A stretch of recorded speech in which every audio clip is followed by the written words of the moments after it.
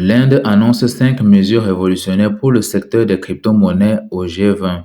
En fait, c'est sous l'impulsion des autorités indiennes qu'une révolution silencieuse est en train de prendre corps depuis un certain temps.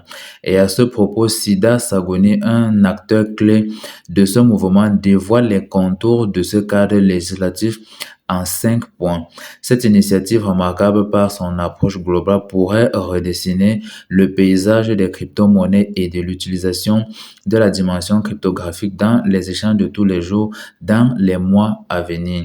Et selon les informations de Cointure, la première mesure mise en avant concerne la formulation des normes avancées en matière de connaissance du client, notamment ce qui est connu souvent sous le terme de KYC. Il s'agit d'une étape cruciale pour combattre le blanchiment d'argent et assurer la conformité fiscale au sein du pays ou du territoire et même au sein des échanges dans la communauté du G20. En second lieu, les plateformes crypto subiront des audits de preuves de réserve en temps réel pour pouvoir éviter les scams que l'on a pu connaître autrefois par le passé et qui étaient dus au fait que on n'avait pas véritablement connaissance sur la quantité de fonds ou même encore la qualité des fonds que disposaient les échangeurs par rapport aux positions des investisseurs.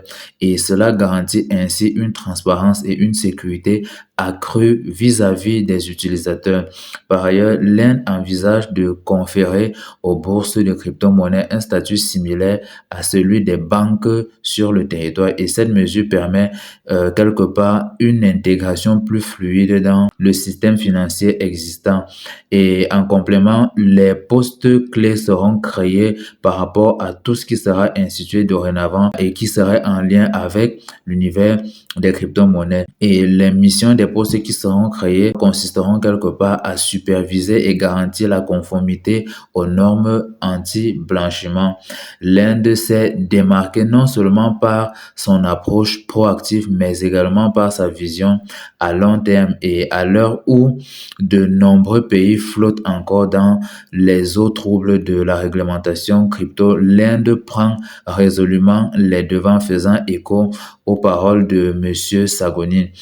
Et pour ajouter même, il faut savoir que cette vision recueille un large consensus chez les autorités indiennes.